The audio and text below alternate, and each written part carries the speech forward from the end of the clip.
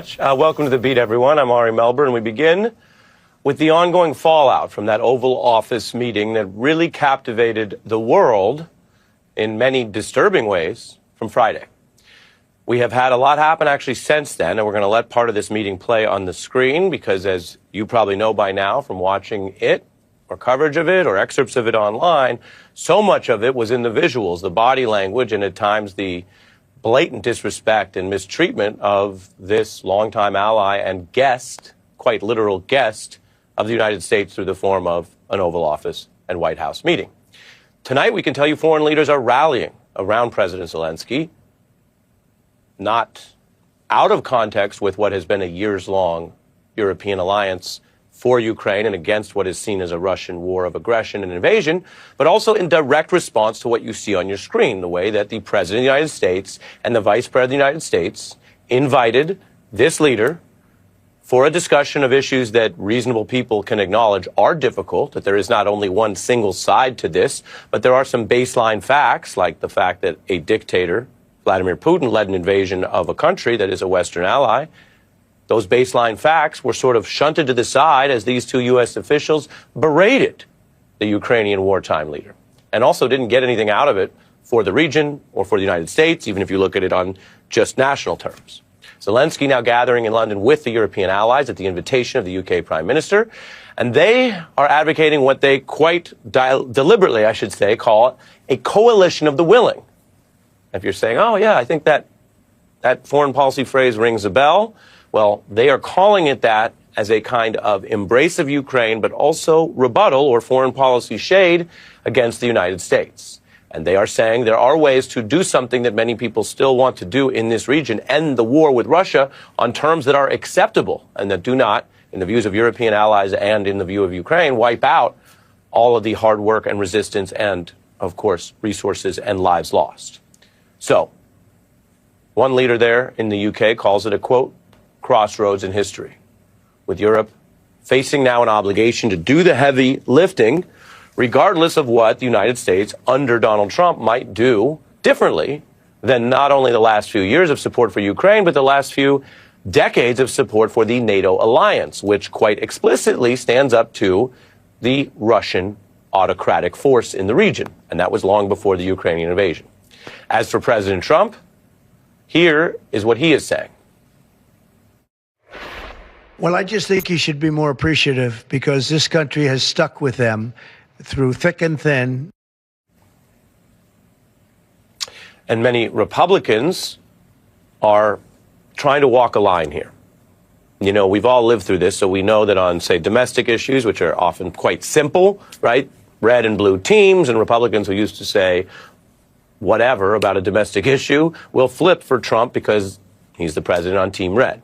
Foreign policy can be more complicated, and quite frankly, some Republicans, like Mitch McConnell or Lindsey Graham historically, have said, well, we'll be team players on everything but matters of fundamental foreign policy principle because we're fighting, in some cases, autocrats or nuclear armed powers or etc. So, what do we have now after this, honestly, spectacle in the Oval Office? Well, here's what we're hearing.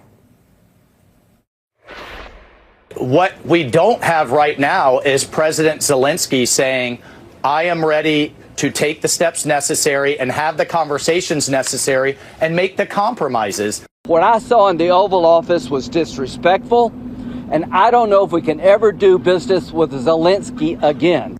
Either he needs to come to his senses and come back to the table in gratitude, or someone else needs to lead the country to do that. This talking point about gratitude from a foreign policy or factually substantive perspective is not very serious. There are valid criticisms of how Ukraine has proceeded and whether the United States, in a more sort of nationalistic or conservative, if you want to call it that view, might say, hey, we want to get to some deal. We want to give out more goodies to Russia, but still try to end the war. Anyone who's ever covered any ceasefire in any region knows that there are complexities, even when you are standing by an ally. Even Biden officials would say that about aspects of dealing with Ukraine. I'm not here to tell you something is more simple or black and white than it is. But this idea that a longtime ally who has said over and over to both parties, because there have been Republicans historically have supported Ukraine and these efforts and funding. This ally and this leader has spoken to this Congress and spoken to this country and done American media and done diplomacy. So it is just not factual to say there's been no long-term gratitude. What was apparently missing from the meeting was the reality show, television style, thankful surrender or obsequiousness that was demanded. And even if that were given in that two-on-one, very uncomfortable exchange to watch, it's not clear that they would have had a better outcome or gone on with the bilat or everything else that you probably remember from following this story Friday into the weekend. As for the Republicans, well, we continue to see this shift. Take the Secretary of State, Marco Rubio, who sat on the couch in a way that got a lot of attention for a kind of energy that maybe he didn't want to be there. Now, again, we're journalists. We can't tell you what was inside his head, but plenty of people kind of observed the tension. And then we also know what I can show you, not what was in his head on Friday, but what has been his position publicly as an official, as a Republican, as a person who votes on things in the Senate for years, including much criticism of authoritarian leader Vladimir Putin. Vladimir Putin's not a president. He's a dictator. We've spent 3 years calling Vladimir Putin names. That's not the point. The point that we're at now is we're trying to get the man to a table. No matter what, there always has to be a real, legitimate Ukrainian state that we have a relationship with. He found every opportunity to try to Ukraine-splain on every issue. Apologize for turning this thing into the fiasco for him that it became. Once people learn the true nature of Vladimir Putin, my hope is that he'll change his opinion and his views. Shouldn't we all be happy that we have a president who's trying to stop wars and prevent them instead of start them? The obvious problem for Marco Rubio is his public record. So we actually know when he was speaking, I guess, for himself or based on his foreign policy views, what he said. And there's the old saying, this is what democracy looks like. Well, I guess this is what MAGA diplomacy looks like. And in fairness, Marco Rubio is not the first or last person who's taken a job where you work in the administration or for a president so that you then reflect their views. But are we reaching a point of principle where some individuals may say, sure, you have to represent the president, but if the foreign policy choices here are wrong, and you've said so, and they're some of the most important ways that we exercise U.S. power, then why are you doing the opposite of what you said you believe? That would be a question for officials in that position, in all fairness. Meanwhile, Russia has clearly benefited from aspects of this, and the Kremlin is taking one of its victory laps. They say Trump is rapidly changing all foreign policy configurations to largely align with our, that is the Putin government's, vision. Now, the Russian foreign minister also praised Trump for what they're calling the common sense view, which is their way of saying thanks for agreeing with Russia. The New York Times reporting the shift after President Trump spoke with Putin on the phone. This reportedly occurred about 3 weeks ago, with Trump picking up the phone on February 12th for this 90-minute chat with Putin. And since then, the Times reports he's called Zelensky a dictator, falsely accused Ukraine of a role in the war that they don't have. I'm not actually going to repeat the exact word, but you can follow this. I'll just say Russia started this war by invading Ukraine. And then the Times notes they pressed the Ukrainian leader to accede to the administration's demands. We also have indications that on February 12th, Trump was saying Ukraine would just not recover all its territory. Now, again, he is the sitting president. He can make predictions and he can say things. But we are talking about a long-term U.S. ally that has exceeded almost all expectations, including our own intelligence agencies, in outlasting what were those first few tough days and weeks of the war. So for a sitting president to just say they're going to lose turf or they're going to lose aspects of the war is itself striking. We want to remind you as we go through the facts that Trump broke ranks with the G7. This was on February 13th, saying Russia could rejoin. In his view, remember, it was Russian aggression, which Trump also mentioned in that hot meeting on Friday, that led the G7 to expel Russia. It was for, again, going in and taking territory. In that case, the 2014 invasion of Crimea. Now, the U.S. also sided with Russia on a UN vote about condemning Russia's invasion. That was just last week. The conservative Wall Street Journal editorial board is warning that Trump seems mainly concerned with rehabilitating Putin in world councils. Over at the Pentagon, we're told that under the Trump administration, the relatively new defense secretary has ordered the suspension of offensive cyber operations against Russia. That's one of those things that the United States has done, trying to level up or have consequences without starting a hot war. The Times reports it's part of a broader effort to draw Putin into talks on Ukraine and a new relationship with the U.S. under Trump. Now, as with so many things, Donald Trump, you get some people who say, well, if he did it, it's bad. You get some people who say if he did it, it's okay. And that's not really a good way or an honest way for us to all deal with this.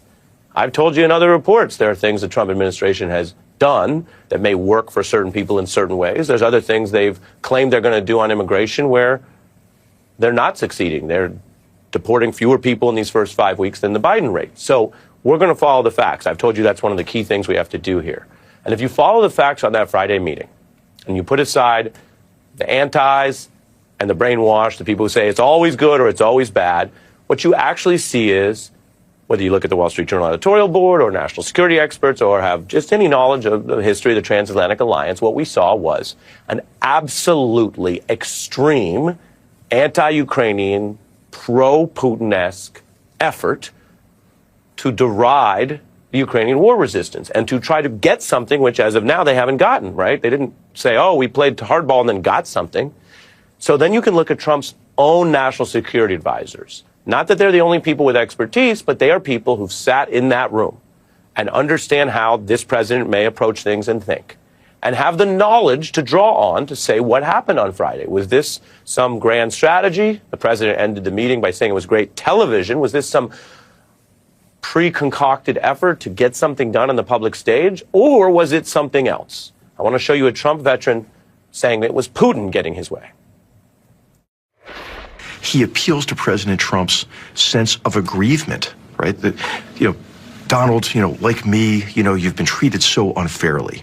And he's been very successful at it because he's a master manipulator and one of the best liars in the world. You seem to be saying that President Trump is being played. He is being played. That's a view from the inside, from someone who had enough belief and support for Donald Trump to work for him. It's a concern as we go through a very serious period and a choppy period around the world. And while some are concerned, Europe is reacting, some are understandably scared, we are going to do it facts and history first to understand what we're going through. For that reason, we've invited a former CIA officer, John Cipher, to walk us through what's happening and what's next when we return in 90 seconds. Affable diplomacy, that was the view from Saturday Night Live. We're joined by John Cipher, a former member of the CIA's Senior Intelligence Service. Good evening. Hey, good evening. Good to see you.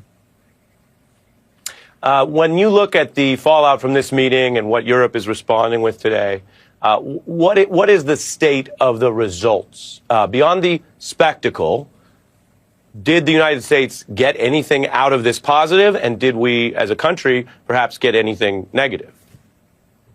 No, it seems to me that Trump and his people are playing to their domestic political base, and everything they've said plays very poorly overseas. I mean, Trump's ranting about World War III.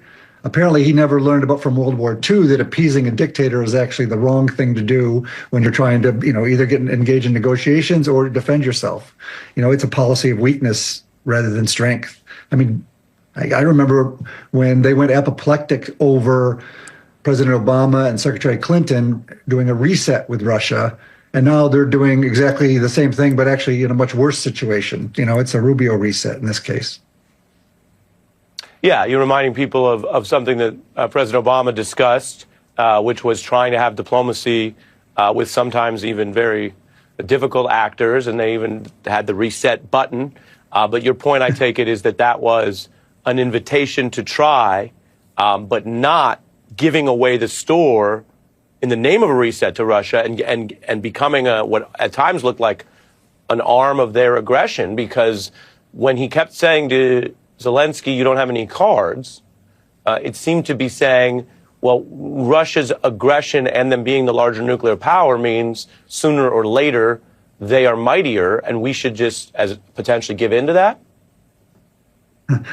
Yeah, the thing about the cards is sort of silly as well. I mean, I think Russia is actually playing a very weak hand here, and it's surprising to me why the Trump administration thinks they should be, giving in to them. I mean, I would argue that, previous presidents too have been sort of wrong on Russia and weak on Russia. So there's a long history here. So there's been a number of ceasefires with Ukraine, and Putin is one that's always broken them.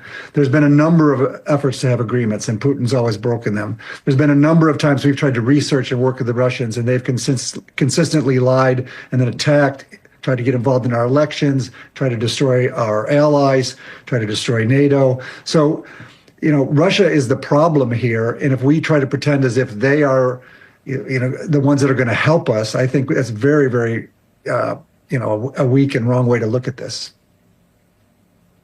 For our understanding, how unusual is it for a sitting president to invoke so many partisan points? I mean, he may have a certain hardline view about foreign policy. He may be from the more real politics school that says you might not like how various countries got power, but China's China, and you got to deal with them, right? As opposed to a more activist school, that's fine. But I mean, it's fine in that it's debatable. But how unusual was it for him to talk about everything through a lens of anything he did was great, anything in the history that happened was he wasn't there. He said, I wasn't there in 14. Democrats are bad. How unusual is that? And does that work for foreign policy? Well, I think, it's sort of sad as an American to watch this. I think these foreign leaders are coming here, and as they come, you realize the discussion is, oh, be careful, Trump could blow up. He doesn't understand these issues. It's all about playing to his personality. He's like a child. You can't push these kind of things. And frankly, when someone like Zelensky, who's leading a country that's been invaded, people are getting bombed, killed in the streets, and to come over and get harangued about whether you're wearing a suit or not, I mean, that's not serious diplomacy. And, the obstacle to peace here is Vladimir Putin, not Zelensky. Beating up the weaker power is not serious diplomacy. It makes us look like we're not serious players. And so, I find this very frustrating. And I think we're by treating Putin like, we need to go to him to get things done. I think we're going to find, a peace treaty is going to be something that is, it may be a ceasefire, but it's not a long-term interest of us or Europe, and we're going to find ourselves having to spend a lot more money on defense and maybe even, get ourselves into World War III that they worry about. Right. And finally, I'm running over on time, but on the intelligence, if this is a set of steps and their hope was to get Ukraine to move farther, sign the deal they want, and then go out and do a bilat presser on it, that would relate to the intelligence they have of whether that was even likely or possible. Trump and Vance, whether they were acting to some degree or not, seemed upset to find out that wasn't going to happen. Would good intelligence help you be more prepared going into the meeting and actually know what was possible and what might be off the table? Oh, of course. But we've seen a long pattern here with Trump that he's only interested in supporting his own preconceived views on things. The previous time when he was president, it was clear that he wasn't interested in the intelligence briefs. He only wanted to hear what he wanted to hear. He didn't want anything brought to him related to Russia and Ukraine.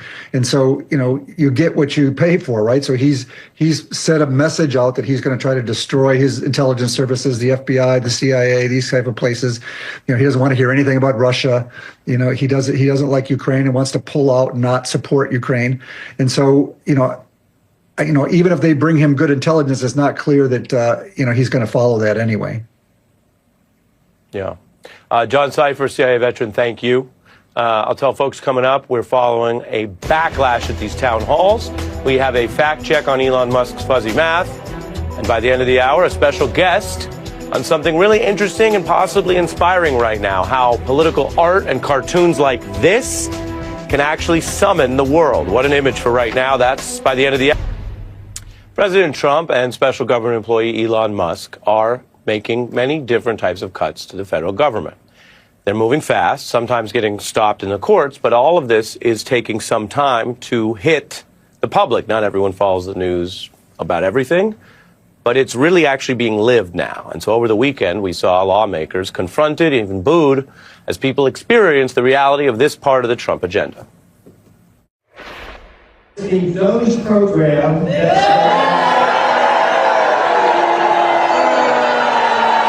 what the government is doing right now as far as cutting out those jobs, a huge percentage of those people, and I know you care about the veterans. The veterans. I yielded to one of my elders, and I appreciate his comments. I think it's a great, I'm not going to, we don't have time for everyone to stand up. God bless America. Thank you. All right.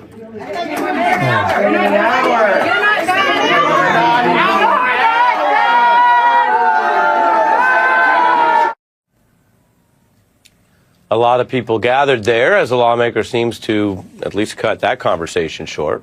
The anger is a reality for many Americans who've served their country as public sector workers. That includes people who happen to be Trump supporters. GOP leaders are telling members to avoid these town halls for PR or politics reasons. But of course, sooner or later, you're going to have to face the constituents, and this seems to be a very big issue.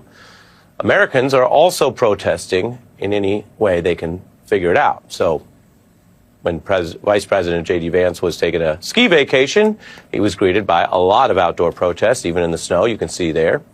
Trump is also going to speak about his agenda in the first address to Congress of the second term. That's actually tomorrow night. Democrats planning protests and trying to spotlight the federal workers who've been ousted by these cuts. And there's a lot of talk about Musk's so-called efficiency. To just kind of eliminate programs at random and eliminate employees at random does not achieve that goal. These are nurses, these are park rangers. These aren't just people in DC buildings doing miscellaneous tasks. I really worry about a future in which the federal civil service has been demonized and we don't have skilled workers in the federal civil service. And things start to happen like our parents and grandparents stop getting their Social Security checks. That's what we're hearing from people who actually do the work. Elon Musk is not a full-blown cabinet member. We've reported on that, but he is a special government employee, and he is putting up numbers that increasingly are wrong, misstated, inflated, and give him kind of a worse track record than the sitting government, which, remember, is what he says he wants to improve upon. We've done some of these fact checks. There's a new one from the New York Times that for the second time in a single week, Musk's aides had to delete some of their claims of success because they weren't true. They cited contracts that were completed 20 years ago as things they were getting new savings out of, which was false. And the revisions meant that the final amount they'd actually cut was under $9 billion and far less than other claims. Now, Elon Musk is learning that apparently math is hard. Or as they say on the internet, the math ain't mathing. Because if your whole thing is that you're going to be efficient because you come out of business where you deal with hard numbers and then you keep putting out numbers that are wrong, you're giving out the impression that either you're a liar who doesn't care or an incompetent person who wants to change the federal government but is using bad data because you didn't realize it was bad. Either way, it poses big questions for what is an increasingly unpopular agenda on these cuts. We have two special guests on this when we return.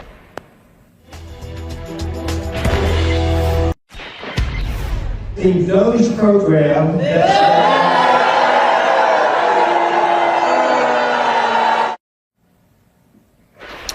the cuts are not getting the greatest reception, even in red districts. I'm joined now by Morgan State University professor Jason Johnson, an MSNBC contributor for us, and Dartmouth professor Brooke Harrington, author of Offshore, Stealth Wealth, and the New Colonialism. Welcome to both of you. Jason, how are these cuts doing out there in the country? They're not doing well, and they're leading to these angry town halls. But, you know, what really concerns me, Ari, is when does this anger actually turn into something? We see crowds of people yelling at members of Congress, but most of these districts voted for Trump by 60, 70, sometimes 80-something%. So you can yell all you want. You can say, I hate the way that you walk, the way that you talk. You can yell any way you want at your member of Congress, but you probably just elected them. And unless we see some changes, perhaps in the special elections in Florida, up in New York, I think it's all just talk right now. People are uncomfortable, but they're not willing to change. Fair. Professor Harrington, did you hear the Kendrick Lamar Euphoria reference that was tucked in there, professor to professor? I did. It's I admire Professor Johnson's wit so much. Well, he keeps us on our toes. We're always listening. Professor, Jason says you're still in these red lands, and we still have to see how this plays out across the country. Given your expertise on sort of the intersection of capitalism and democracy in this country and others, what do you see at play here? Because we quite literally have a billionaire doing all this while, as I pointed out in the setup, getting caught with numbers that wouldn't work. If you filed those in Wall Street and had those problems over and over, you'd be under an SEC investigation or worse. What really strikes me as extraordinary here is Trump being totally AWOL on these issues. Like, he pops up occasionally like a jack in the box to, like, fire the trustees of the Kennedy Center and appoint himself the chairman of the board. But, like, he's letting Musk and Doge tank his poll numbers and tank the stock market. And those are Trump's favorite measures of his own success. If you compare what's happening now to Trump term number 1, it's like he's a different guy. And so the wheels are turning in my mind. Like, why? Why is he suddenly so docile and silent in the face of these attacks on his most treasured measures of success? And I think my theory of the facts, which I hope is wrong, frankly, is that he basically said to himself, I need to stay out of prison. And here are 2 guys, Musk and Putin and maybe a few others, who are willing to essentially buy the presidency for me if I do their bidding or allow them to have their way with the federal government. So, if Harris had been elected, Trump stood a real chance of being imprisoned for a very long time, not just because of his 30. Well, let me ask you. Yeah, I mean, those people have power, and Musk exercises a different level of independent authority than most donors. But on the facts, like it or not, Trump engineered results that did avoid prison, including a Supreme Court ruling that he will benefit from even when he leaves office again, if he leaves office again, right? I mean, whatever these 4 years bring, if he's healthy and leaves, why would this be such a leverage point if he's already passed that Rubicon, so to speak? I don't know about you, but when I look at Trump, I see a man who doesn't want to be president, not in the sense of actually running the country on a day-to-day basis. We know that he had big debts. Maybe prison wasn't the main concern, but he owed things to the Russians, and I think he owed things to Musk after Musk spent $277 million to help him get elected.